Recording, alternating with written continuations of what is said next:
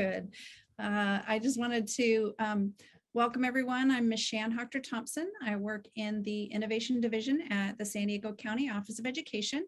And I want to thank you all for joining us for the 2021 Go Virtual Career Pathways Conference. I will be your room host today. Please feel free to use the chat to ask questions throughout the session, and they will be answered between slides or as Krisha's going. And now I'd like to introduce Krisha Moeller, who will be presenting today on, just grabbing, on digital badging for career pathways. All right, so Krisha, take it away. Thank you so much.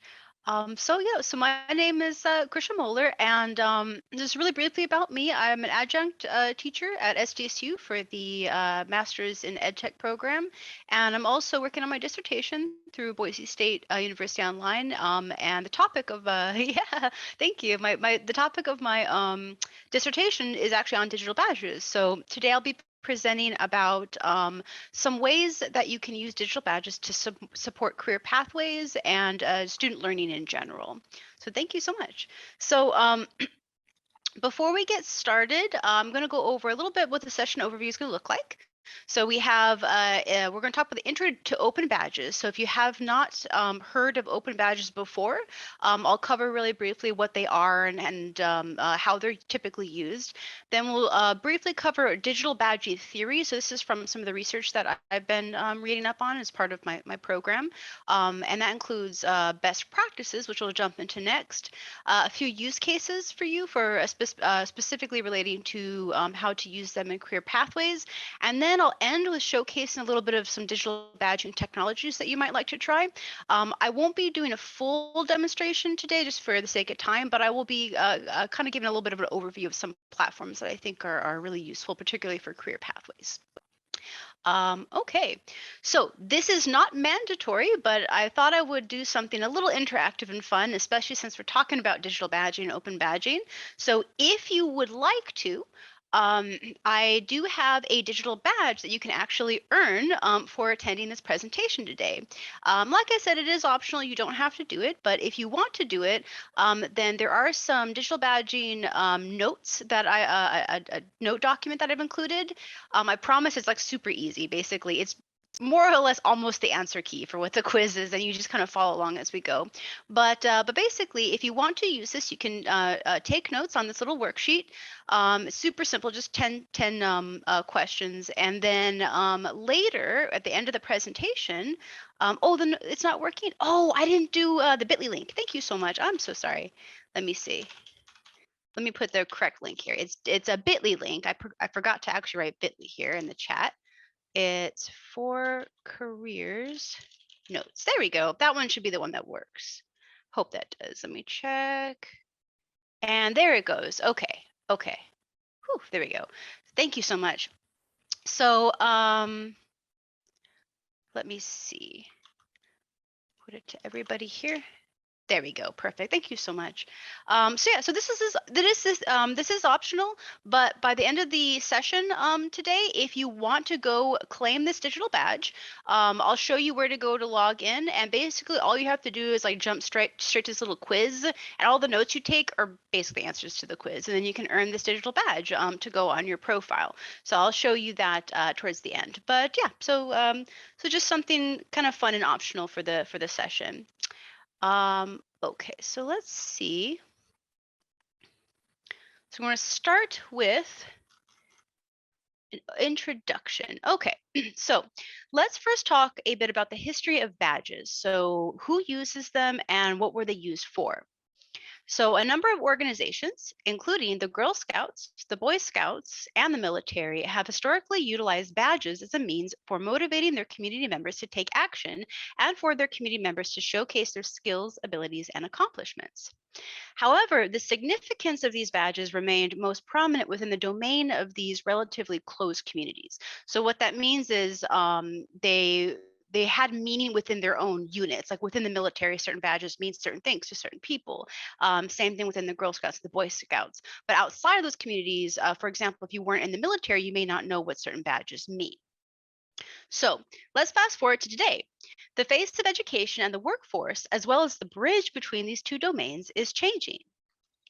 To quote Senior Vice President People Operations at Google, Laszlo Bock, GPAs are worthless as a criteria for hiring and test scores are worthless.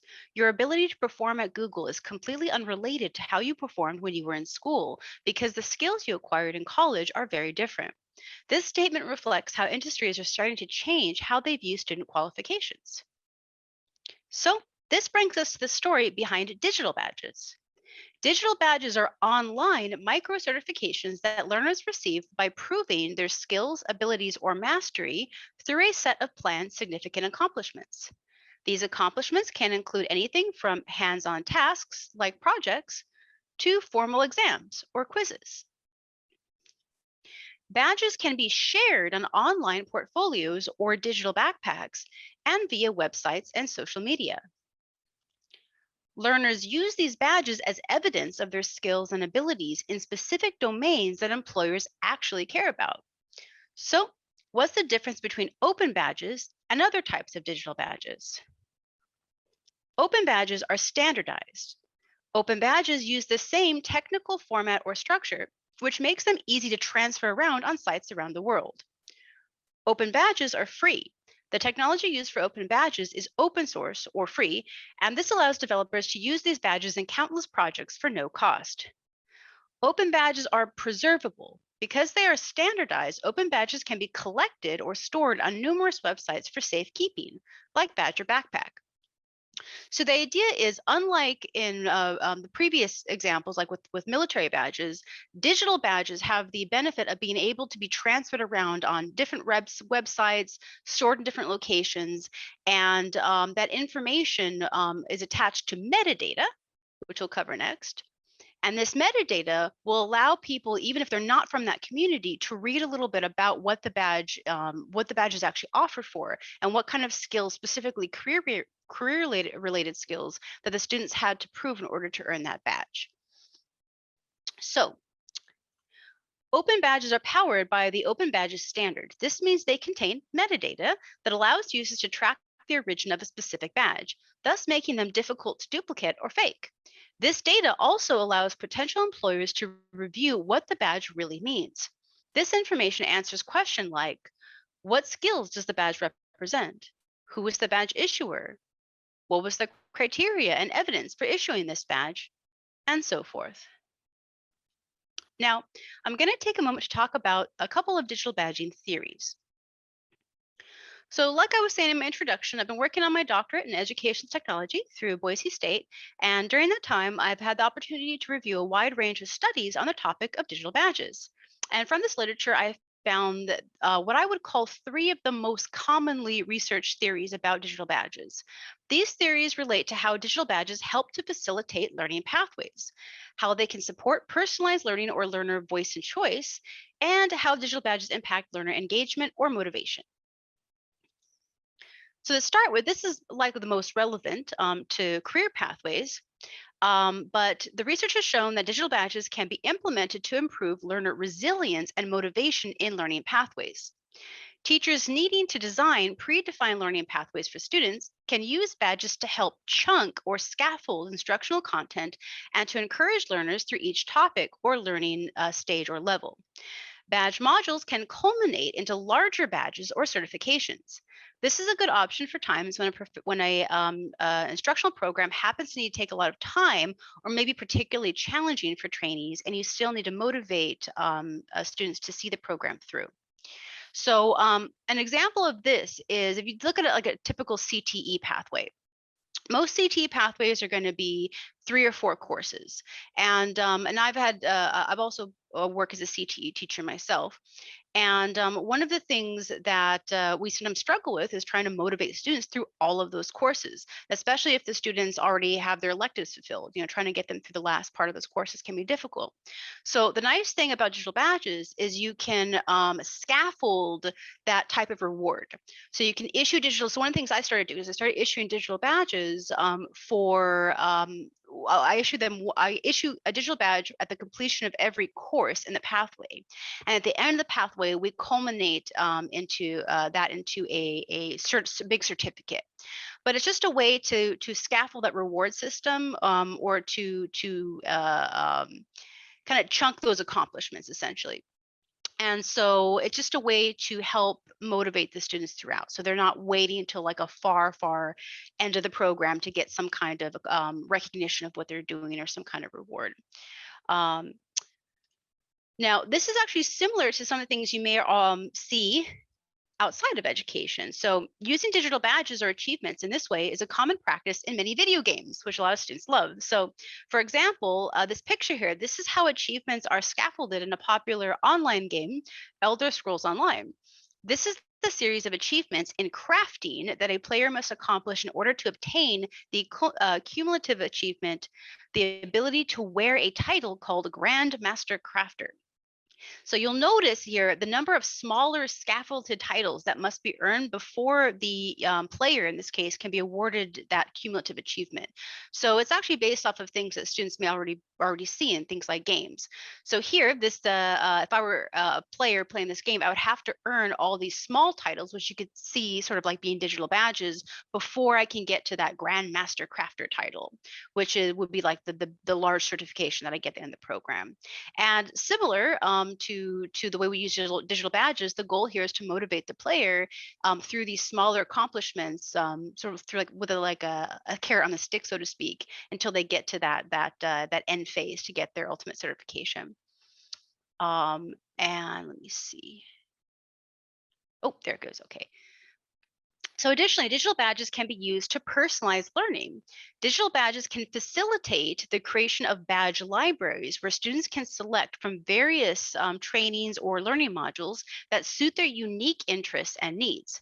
The downside is that preparing such a learning library requires either a lot of prep work or collaboration among many educators who are willing to share their modules. However, the advantages of building such a personal choice library of instructional options for students can be great. So let's take a look at a case example. So Raul loves anime and he is taking an animation class. However, the teacher provides few examples that are relevant to the type of animation that Raul is interested in. As a result, he's having trouble following along and being engaged. The teacher is also spending a lot of time assisting one student in the group who has a lot of questions. So I can relate to this. Now, if the teacher at Raul's school created or shared a variety of online instructional modules with their students, then Raul could choose a series of learning modules on animation that better matches his interest in anime or that better suits his learning style. This also frees up the teacher with more time to focus on the students who require more of that one-on-one or extra support. So again, the idea here is, and this is something that I've actually just started implementing with one of my classes, is and it does involve some prep work or at least borrowing of materials from other educators who are willing to contribute. But if you have a student, I'll use this case example, like Raul here. If you have a student like in an art class who really is interested in anime, or you have a student who's really interested in like realistic illustration, or students who's really interested in abstract illustration, sometimes it's really difficult to teach to that breadth and depth of content in one course.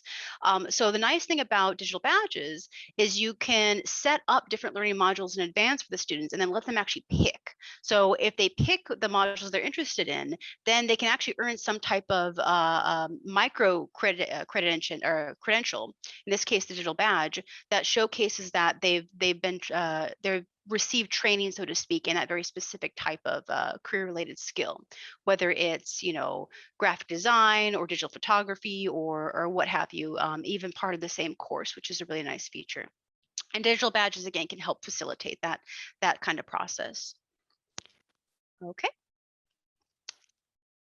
All right. Now let's end with what the research says about learner engagement motivation. One thing that initially surprised me about the research in digital badges is that so far it's looking like smaller, less formal or less standardized badges and systems have been shown to be overall better for learner motivation.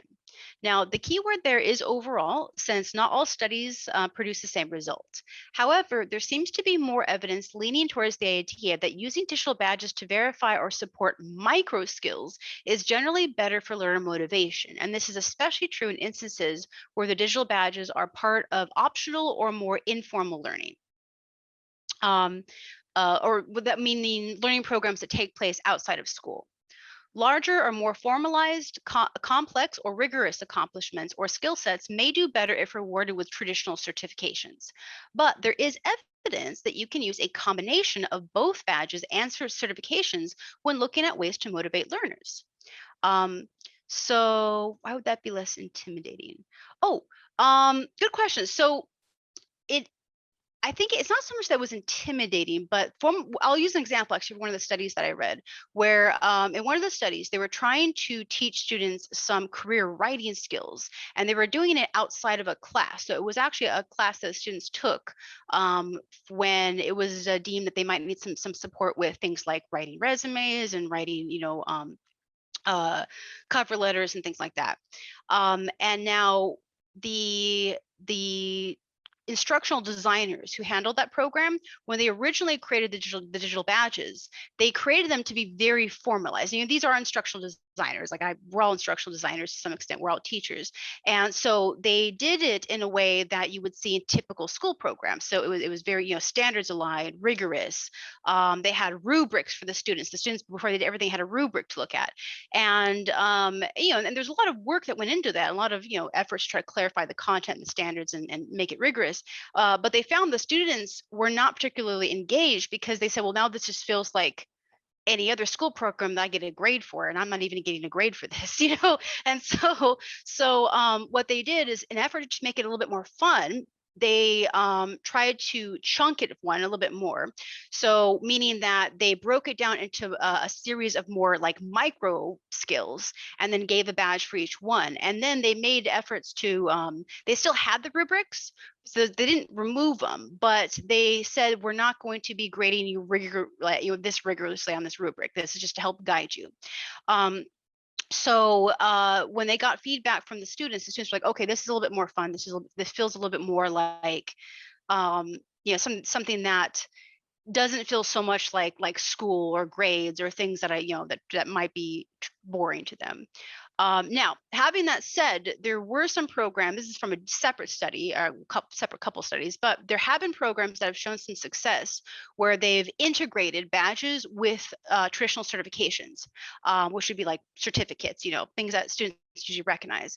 And one of the things that I've seen common in those studies is that they would use the badges sort of like the micro certifications up until the big certification, if that makes sense. So they would give students little rewards for accomplishing small tasks, like, oh, you learned to write a resume, you get a badge for learning how to write a resume and a cover letter.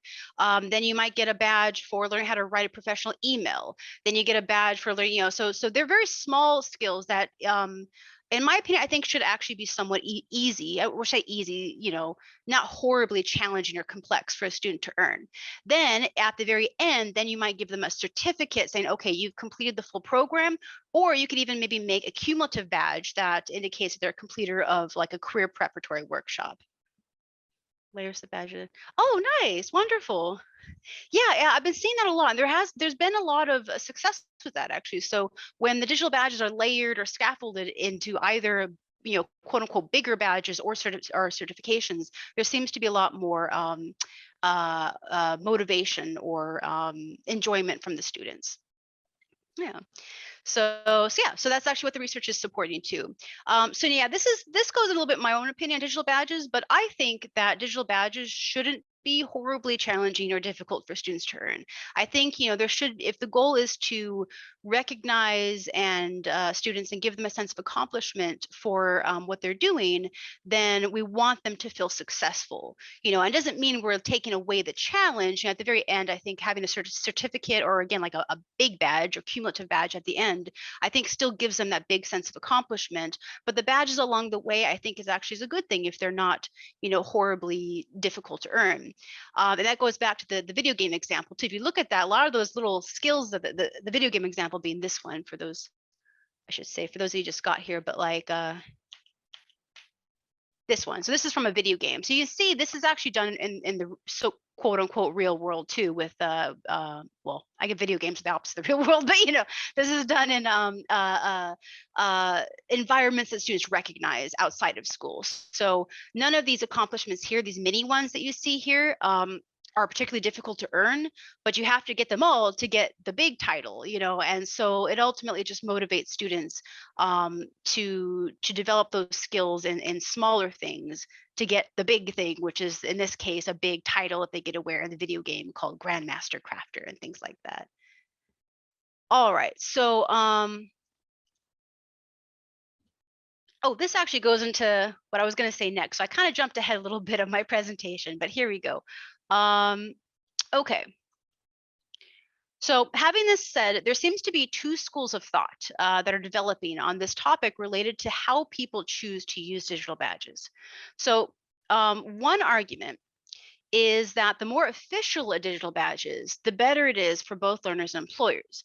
Now, if you want to go the route of making your badge more, you know, quote unquote official or feel official, then one of the things you can do is you can reach out to a company, an organization, or a school, some kind of partner, to see if they would be willing to back your badge. Back meaning like, you know, assign their name to it or indicate that they want to partner with you on the badge's development or something of that nature.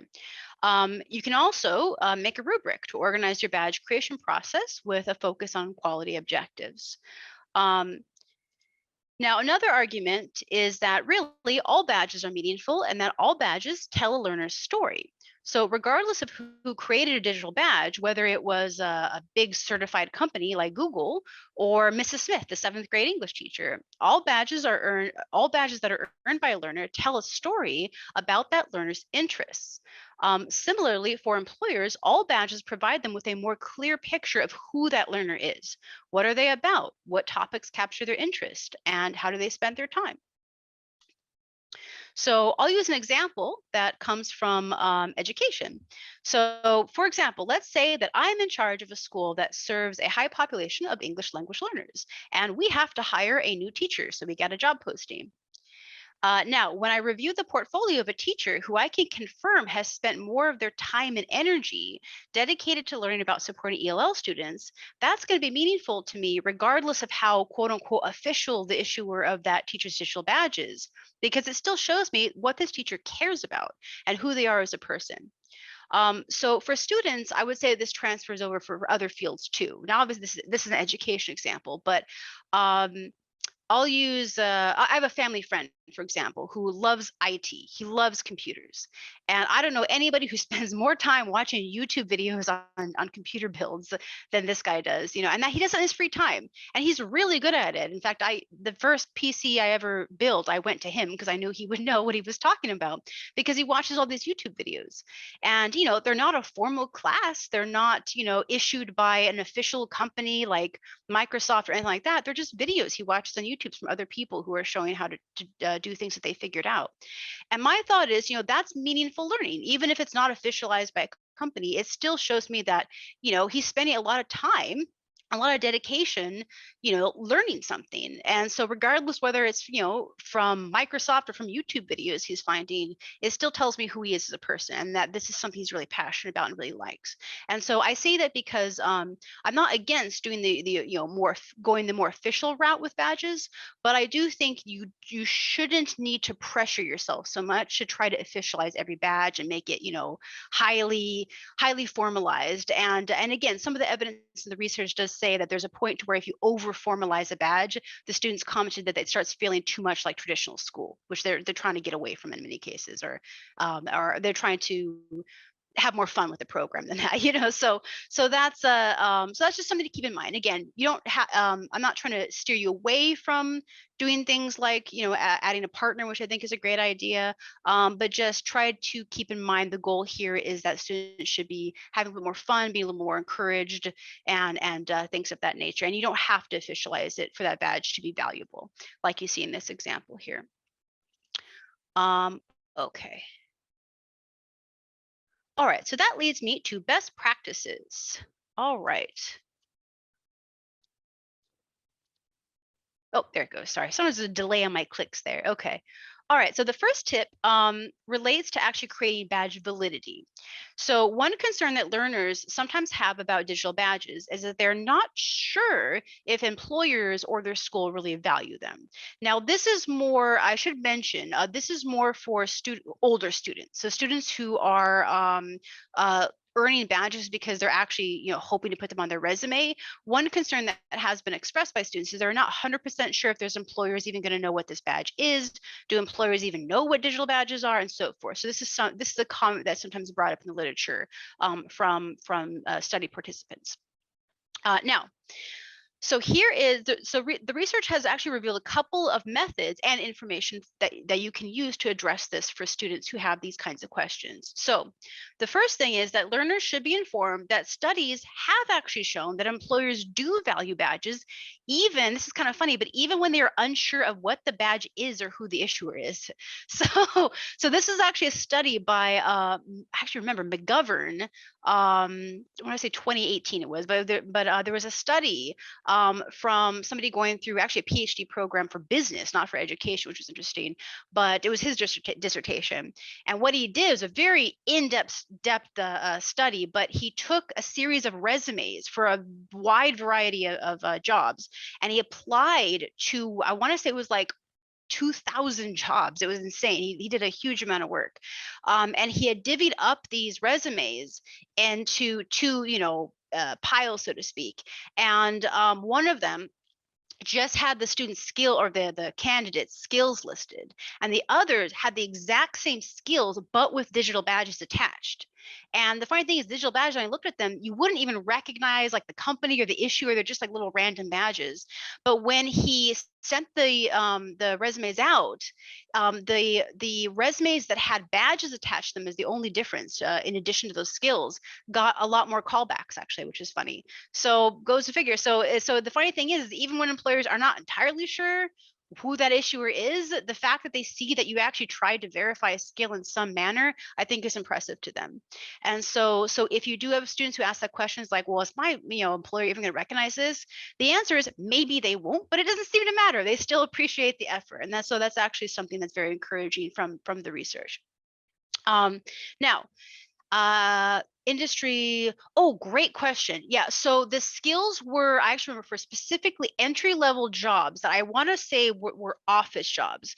I remember they were like, I'm trying to remember, like they specifically want to do entry level work that was kind of broad. So I think they were like, I don't want to misspeak or misquote the study, but I do recall that I know there were entry level jobs, and I think they were just sort of like in the general field of business, if I recall correctly, like office work and things like that. So starting jobs. That is a great question. That may not be the case. I should mention, like in a field like maybe medicine, they want more recognized issuers. I couldn't say that would be across all fields equally. But on that note, if you were concerned about that and you wanted to try to add more validity to the badge, then one of the things you can do is you can get your leadership team or an external agency to back the badge. So this is what I mentioned earlier. When I say back, I mean like maybe attach their name to it. So you could reach out or form a partnership with a local employer, an organization, or a school to offer a badge, and this can improve the validity of the badges for learners, even if all the agency contributes to the badges their name.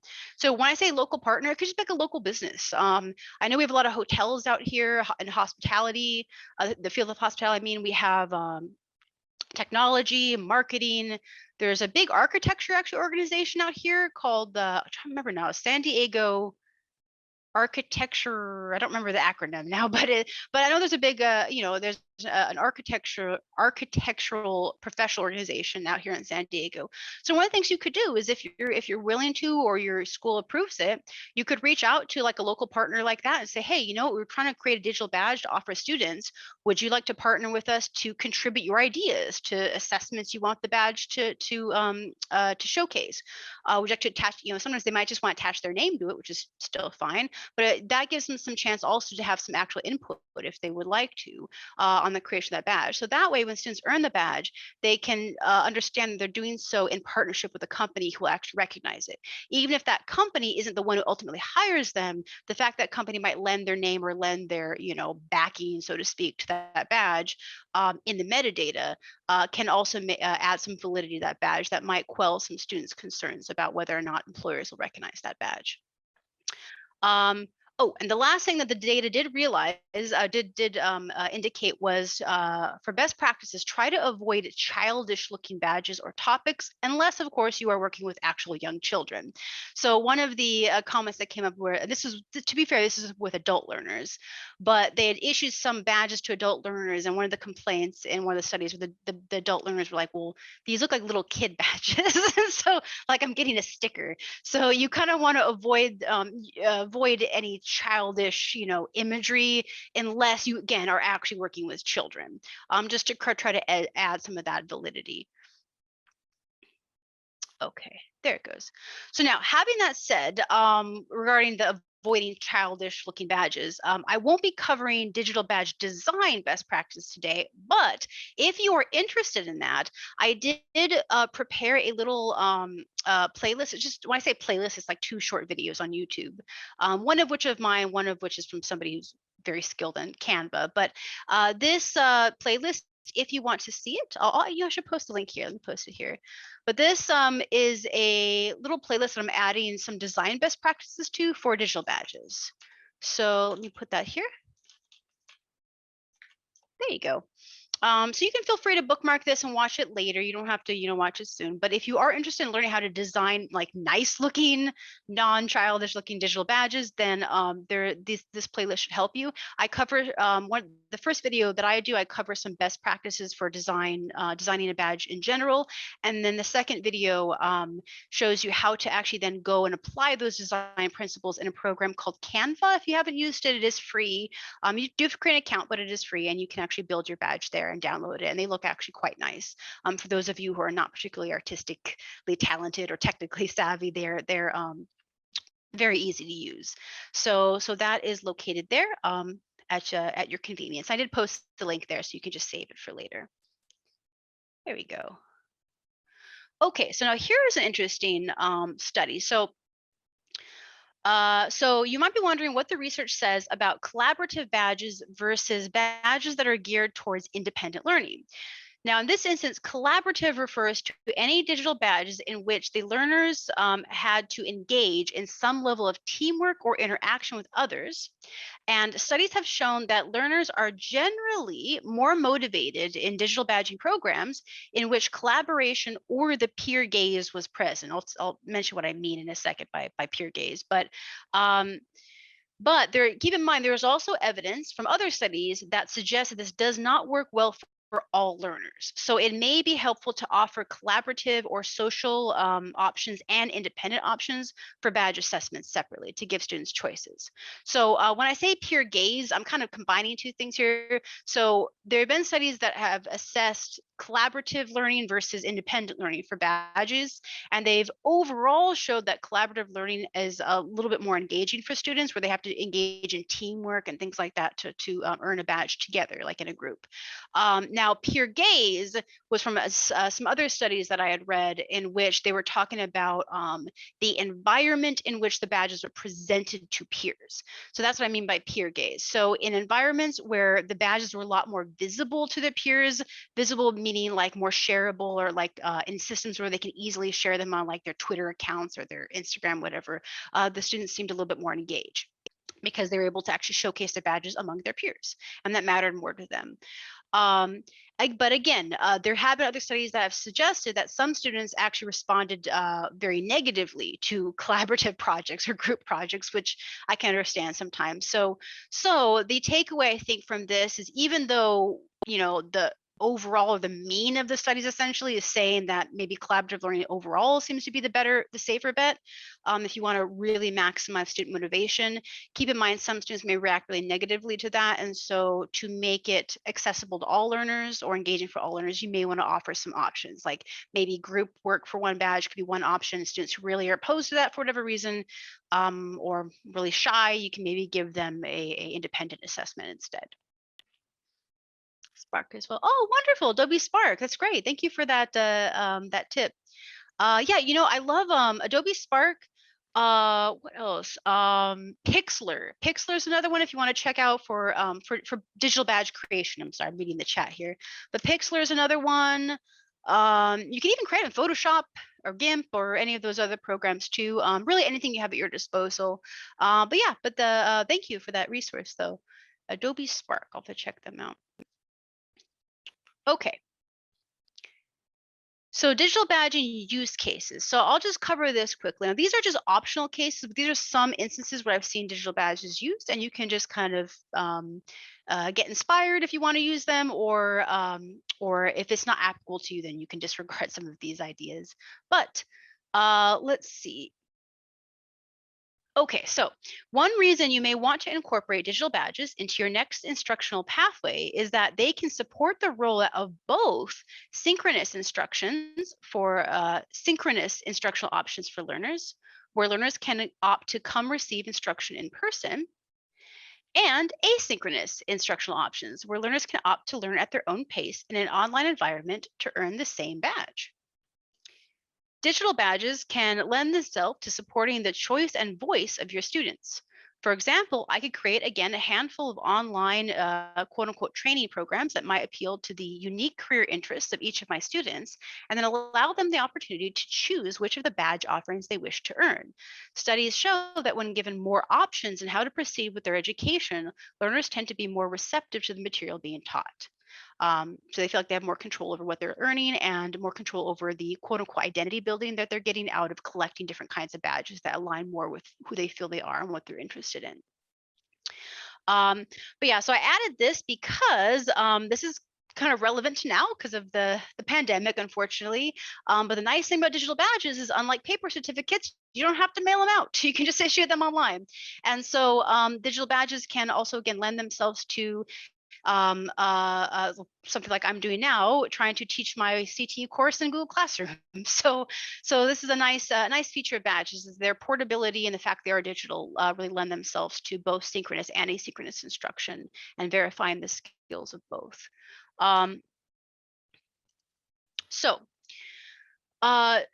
To earn a digital badge in an independent, asynchronous online course, learners would need to review all of the instructional material within a course before taking the final assessment at the end.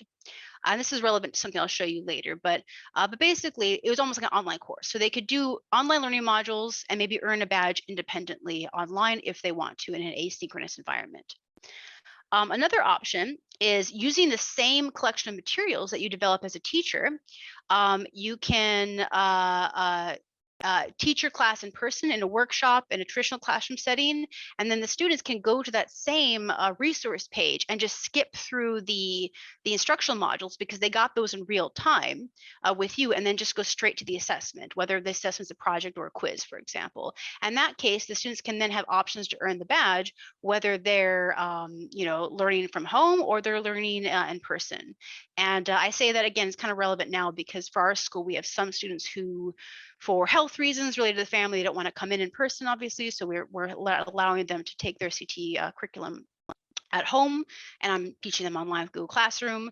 And then I have some students who are coming to campus right now, and it's actually the same class essentially. So they're actually getting the same content with me in person or at home, more or less the same content. And then the assessments are in the same location for attached to the same badge, which is really nice. Okay.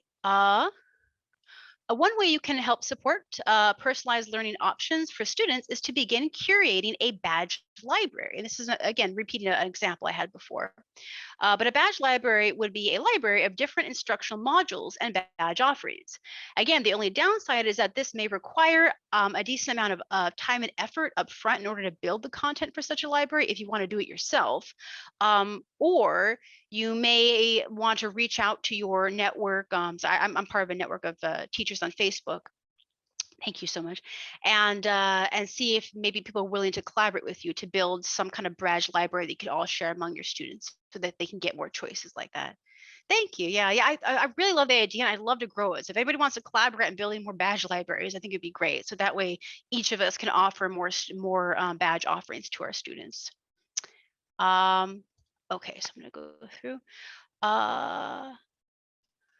So tracking data, again, the nice thing about badges, unlike certifications being digital, is that most badging systems will offer methods for observing or downloading data on the digital badges that have been successfully earned by your students on their platform. This information can be helpful for showcasing the success of your career pathway or for making changes where necessary. Note that each digital badge platform will have different types of data that they allow users to access. So if being data driven is important to you, you will want to research the platform you select before committing to it. So on that note, in this last section, I'll just very briefly talk about some of the digital badging platforms or technologies that are available to you to get started with creating your own digital badges to support your next career pathways for students. Badge library. Oh, great question. I only have my badges, which are, I teach a business and finance course right now for high school students. But if there are other digital badges out there, I would love to offer more options or even more business and finance options. My pathways focus on entrepreneurship, but I know there are some students who maybe want to go more like the finance route. Some may want to go more like the office management route. Some may want to go more the marketing route within the same branch. And so it would be great to partner up with people who might want to, kind of build some of those options for students. And then throughout the pathway, they could kind of create their own like minor, so to speak, within the pathway, which would be really nice. So, but I'll have my contact information at the end of the presentation, so we can, if you are interested in that, I'd love to reach out to you. We could see if we can get our own badge library together. And if it's not business finance, then if you want to drop your information in the chat at the end, I could also see if I can connect you with anybody else, because we have other CT teachers too who might be wanting to collaborate as well outside of business and finance.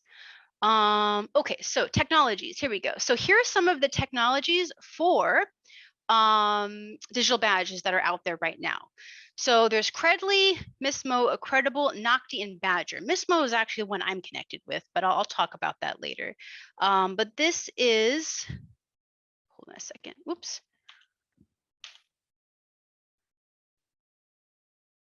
There we go. Okay, so one important consideration to take into account is that the audience that these digital badging systems are best suited for. So for example, for systems like Badger and Nocti, I would say those are better suited for K through 12 students. So if you're working with K through 12 students, I would recommend these two, Nocti and Badger. Missmo, which is one that I'm actually working with right now, they're more for teachers. They're like for professional development. And then there's Credly and Accredible. Those are more like the commercial options. So they're not free, unfortunately, but they're also kind of open to anybody, which is nice. And they're pretty simple to use. Nexus Edge. Oh, wonderful. I haven't heard of Nexus Edge. Thank you for letting me know. I'll have to check that one out. Nexus Edge. Wonderful. Thank you. But there's many badging platforms out there, and there's more every day. Specifically, if you're looking for career pathways, I would recommend Nocti, because Nocti already is associated with a lot of career pathways, and they actually do have a digital badging system now called Nocti Skill Badge, which I actually use at my job, and I think it's really great. Very simple. They don't have any instructional. It's not like an LMS where you can put your instructional content into it, but it's just a badge issuing system. So they would do like instructional content through other method like Google Classroom, but then you would just issue the badge to them through Nocti. But it's a very streamlined, simple system, and I think it's great. Missmo, that one's for like PD for teachers, which would be the wrong audience, but that one is more for like hosting professional development for teachers or seminar sessions like this one. Okay. But that one does have LMS-like features, so you can host the content with the badges in the same platform. Okay. So that's it for my presentation. I did want to share this last link here. So if you want to earn a digital badge for attending today's session, you can do that. I'll just post the link here. There we go. Perfect. So this is actually the professional development platform I was mentioning, Miss.mo. That one I actually put, because this is a professional development session, so I put this badge there.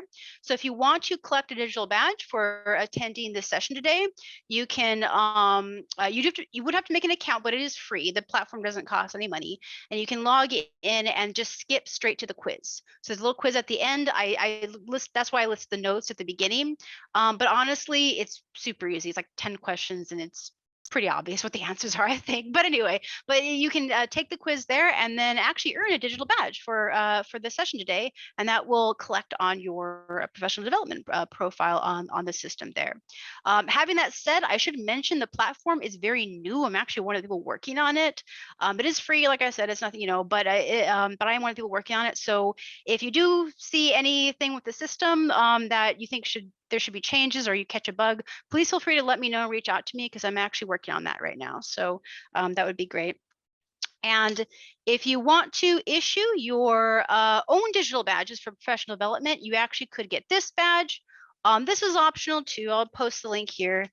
But this is a badge that will actually let you make your own professional development modules on the site and issue your own badges to teachers, not to students.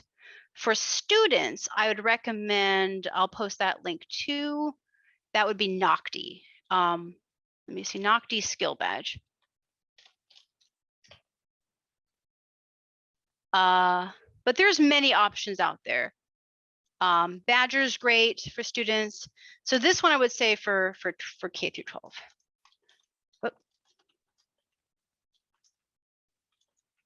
Where again, the Miss.mo one's more for teachers, but Nocti skill badge, I love it for career pathways for students. Okay. And then if you want to take a survey to let me know how I did in the presentation, there's a survey link here. And then I actually have a mailing list or a newsletter. I use it kind of infrequently, but if I come under, if I get new information about digital badges that I want to share with people, I will usually send it out to newsletters. If you want to be in the loop, you're welcome to sign up. But again, you don't have to. And that's about it. I'll put my information in the chat box, and I want to thank you all for your time. So thank you everyone for being here. Thank you, Krisha. I'd like to now, I'm gonna go ahead and share my screen, and so that folks can see the low-tech way of doing a digital badge, which, yeah, if you'll go ahead and Should I do stop share right here to let you do it? Awesome. Okay, sure. And There you go. then here is our survey for the day. If you wouldn't mind, go ahead and filling that out. Let me go back to our link real quick. Thought I had copied it, but I copied the text. Duh. All right, so here is the link. Ugh, it's not letting me copy link URL. Let me try this one more time. All right, and I will go ahead and share screen.